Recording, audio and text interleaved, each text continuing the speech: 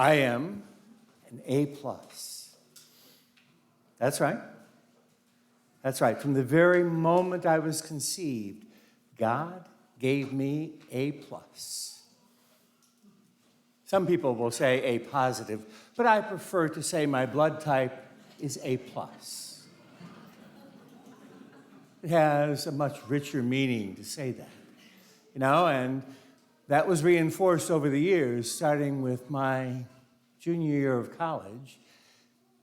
Red Cross came to Sacred Heart Seminary, and they set up these strange webbed kind of cots. And they asked us to give blood. And that's when I started. And I really kind of liked doing that because I could lay there for 20, 25 minutes, and they would drain my blood out of my arm, and I could help save a life. Then I got orange juice and a donut. What a deal, and saved a life in the process. And I did that. I gave blood through most of my adult life until I started taking blood thinners, and then I had to stop. But, I was into double-digit gallons over the years. Never gave it a lot of thought. But again, it was a cheap and easy way of doing good, of saving a life. And so I did it willingly, I would even stop at the Red Cross and just drop in when I had some extra time and give a pint of my best, because I am an A+. Now, I realize that 36%, according to Google, 36% of the world's population is A+, but that's all right. That's all right. The fact that God gave me an A+ from the start gives me a lot of encouragement. Never thought much about giving blood, It was just a good thing to do. Like I say, it was a cheap, easy way of saving a life.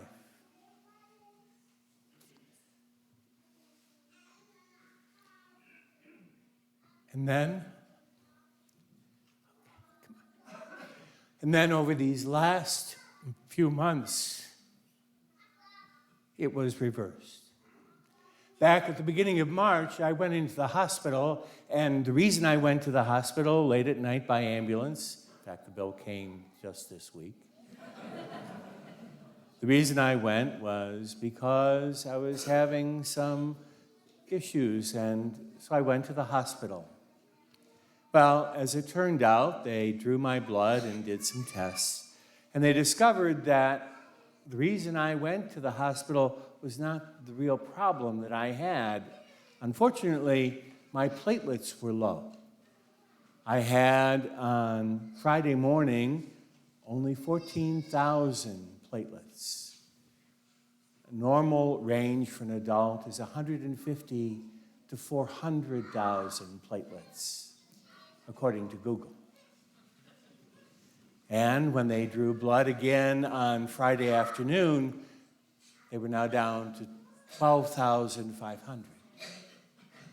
On Saturday morning, they were down to 11,000.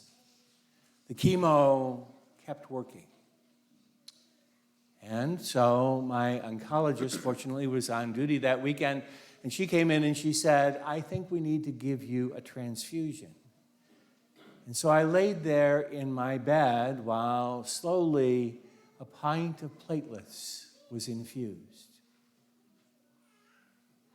Somebody along the way, as I stared at that bag and watched those platelets drip down the line and into my arm, somebody had sat in a chair, laid on a cot for 3 hours, and gave those platelets. They made that sacrifice for me.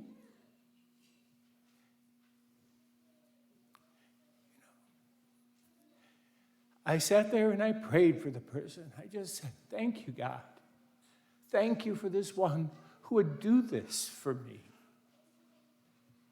And then, a couple of weeks ago, I went for chemo, and The nurse said, your hemoglobin is pretty low. In fact, I think you need to tell the doctor. And so she called the doctor's office, and the doctor's office ordered that I be given blood the next week.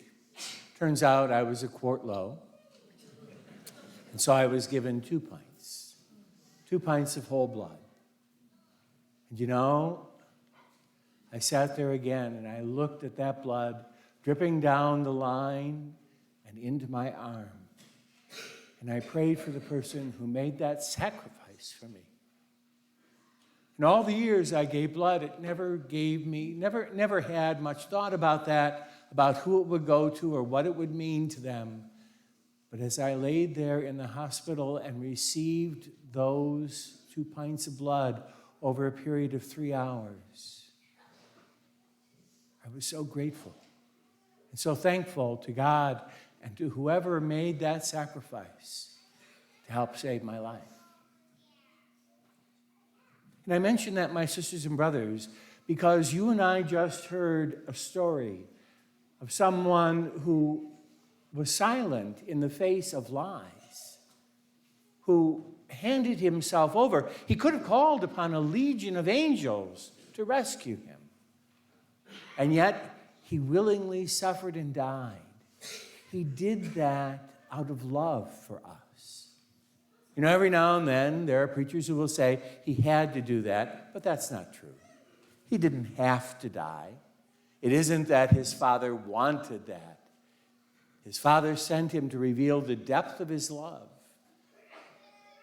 And there is, as Jesus would say in John's Gospel, no greater love than this, than to lay down his life for a friend. And then, in that same gospel, he says, and you are my friends. I think about that transfusion that I received in March, both of platelets and of whole blood. And I think of what we just heard. My sisters and brothers, ultimately, the story of Jesus' passion and death is a story of his great love for us as he gave his life for us, as he poured out his blood for us and gave his life to us. You and I gather to celebrate that profound truth today.